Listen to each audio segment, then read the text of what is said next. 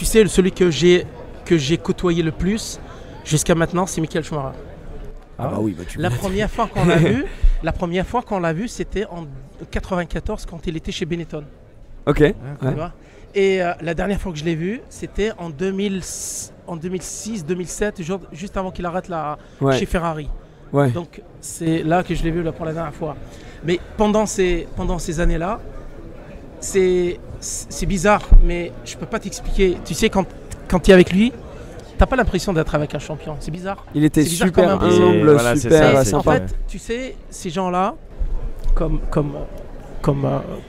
Gad, tu sais, ils ont du mal à faire confiance au départ. Tu sais, mais le gars, une fois qu'il sait que tu es là, pas pour voler des photos, pour faire ceci, cela, le mec, il se lâche. Bah, ils sont obligés de se mettre dans cette bulle au début. Et il y a eu plein d'anecdotes rigolotes, tu sais, parce que Schumacher, quand tu arrives là, ça arrive là-haut, tu as vu le circuit, tu te dis putain, mais c'est impossible qu'il soit là, quoi. C'est pas possible, c'est pas. Voilà. Ouais, faut connaître, quoi. Faut connaître, faut y arriver. Voilà. Ça va donc, tiens, tu veux te poser entre temps? On parle du circuit, on parle des légendes. C'est de te revoir, Katir. Ouais, franchement, ça fait un moment. Il arrive. Il monte dans une GT40 et après il pas mal. Il est entre de bonnes mains. Exactement. Bah ouais, les meilleurs du salon, je pense. À part Emmerich. Mais en fait, je te dis ça parce qu'il faut en profiter tant qu'il est là. Il est passionné. Ouais, je sais bien. Il est cool. Absolument. Mais comme on disait, on en discutait juste avant, c'est qu'ils ont du mal des fois. Ils sont dans leur bulle, ils veulent pas, je sais pas, ils se donnent pas facilement. C'est mais normal. Les figures publiques, c'est comme ça, c'est normal. Tu sais, ils sont harcelés, il y a plein de parasites autour d'eux. Exactement. Et on revient tout à l'heure, Schumacher, je te dis, c'est là, voilà, laisse tomber. Parce que lui, c'était quand même un niveau Schumacher. Oui, j'ai regardé son documentaire, il y avait son manager. Il a dit, je me rappelle, une fois, on était à Milan dans un restaurant, on a commandé une pizza, et juste quand on a commandé la pizza, on a su qu'il a signé pour Ferrari. Et c'était la dernière fois qu'on ait pu sortir, manger en public ensemble sans se faire harceler. Parce que dès qu'il a signé pour... c'était peut-être pas Ferrari, mais en F1, ça a dû être Benetton ou quelque chose. C'est bon, sa vie a changé. Parce qu'il a commencé fort, hein, faut dire ce qu'il y a aussi. Hein. Et son coup de volant, est-ce qu'il était particulièrement... Non, mais tu sais, ce qui est impressionnant, c'est sa façon d'être. Ouais. Ce mec-là, en privé, comme en public, en privé, il est adorable. Tu peux pas savoir comment il était sympa, ce mec-là. C'est beau, ça. Laisse tomber, quoi. Et puis quand il s'entraîne, tu sais, un jour, il est venu s'entraîner, puis il s'est mis à pleuvoir.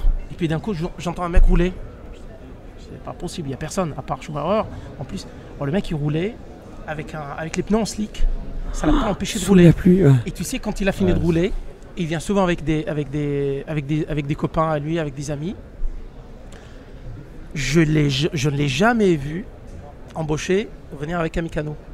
Il faisait tout lui-même. Il vient avec son camion, il décharge, il prépare les cartes, il fait la mécanique, il fait rouler sa femme. À l'époque, il venait avec Josh Verstappen. C'était son pote à l'époque. Il venait avec d'autres pilotes aussi parfois, avec sa femme, avec ses parents. On a eu de la chance de les connaître. Et c'est lui qui fait la mécanique. Et le soir, ça c'est beau. Le soir, t'imagines un peu, c'est lui qui nettoie. Ils s'en vont tous. Il reste seul la plupart du temps. Il nettoie les cartes au chiffon, quoi. Mais ça montre la mentalité. Il est champion, il vient, il fait la mécano lui-même, il nettoie le kart. C'est ça ce qui est impressionnant. Il fait sa mécanique, sa propre mécanique, tout le monde s'en va. Alors il est capable de dire, bah écoutez, les gars, rangez-moi ça et ramenez-la. Non, le mec il nettoie, il range tout. Il prend soin de son matériel. Mais il n'a jamais, contrairement à ce qu'ils croient les gens, il n'a jamais eu de chauffeur, ni Ferrari, il n'est jamais venu en hélicoptère comme il raconte les gens. Je veux dire, le mec, il est venu en vélo, en moto, en voiture. Voilà. Et surtout, c'est le fait juste qu'ils viennent faire le kart en étant champion. Il y en a beaucoup qui vont se dire, je suis champion de F1, je vais plus continuer le kart, etc. C'est ça ce qui est, parce qu'en fait, t'imagines jamais voir Schumacher là-haut. Ouais. C'est pour ça que je te dis, une fois j'ai un livreur, t'as le mec quand il est arrivé, il me dit, j'ai vu un monsieur derrière, mais il ressemble beaucoup à Schumacher. Je dis, Schumacher ici, c'est bizarre. Le mec, bon. Et puis en déchargeant les cartons, il me regarde, il me dit, ah oui, il ressemble quand même beaucoup. Je dis, mais tu sais, j'étais gêné parce que je me suis dit, si je lui dis que c'est vraiment Schumacher, il risque d'aller l'embêter alors qu'il était en famille. Ouais. Donc, et puis après, tu sais, c'est une forme de trahison.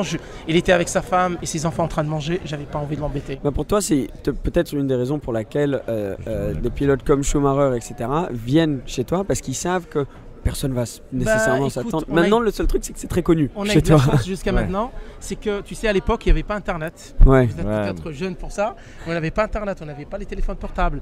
Et à l'époque, il y avait les magazines People et ils nous proposaient de l'argent, pour avoir des photos. Ouais. J'ai jamais fait.